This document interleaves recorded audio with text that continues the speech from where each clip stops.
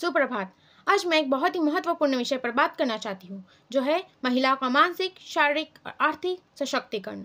महिलाओं का सशक्तिकरण सिर्फ उनके जीवन को बेहतर बनाने के लिए नहीं, बल्कि पूरे समाज की प्रगति के लिए भी जरूरी है। आइए हम ये समझते हैं कि महिलाएं इन 3 क्षेत्रों में कैसे सक्षम हो सकती है। तो पहला हम देखेंगे मानसिक सशक्तिकरण। महिलाओं को मानसिक रूप से सशक्त बनाने के लिए सबसे पहले शिक्षा की आवश्यकता है।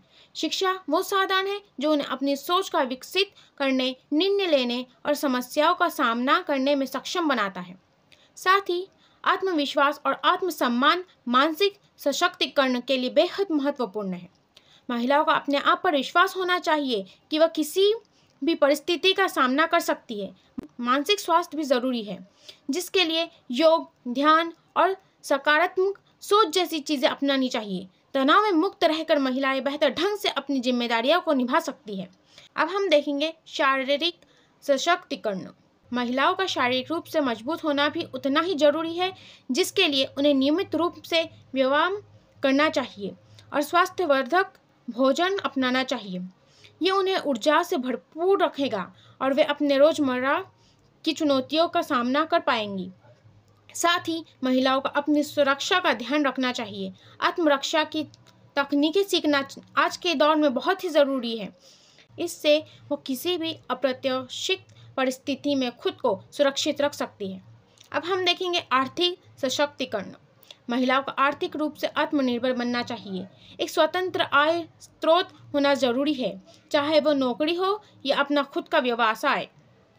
आज के समय में बहुत सारी महिलाएं उद्यमिता में कदम रख रही है, जो न केवल उन्हें आर्थिक स्वतंत्रता प्रदान कर रहा है, बल्कि वे अन्य लोगों को भी रोजगार दे रही है।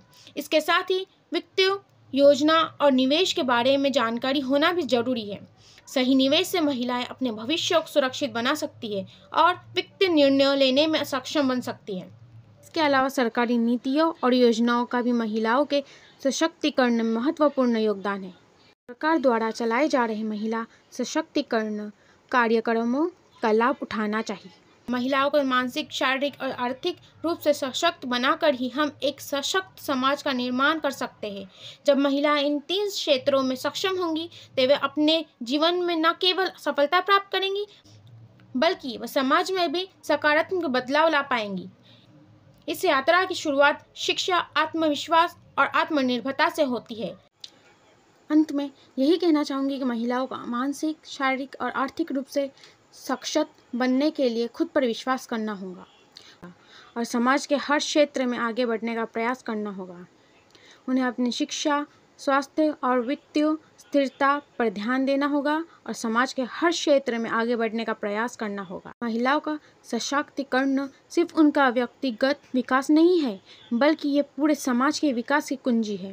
जब महिलाएं मानसिक, शारीरिक और आर्थिक रूप से सशक्त होंगी, तो वे अपने परिवार, समाज और देश के विकास में महत्वपूर्ण भूमिका निभा पाएंगी।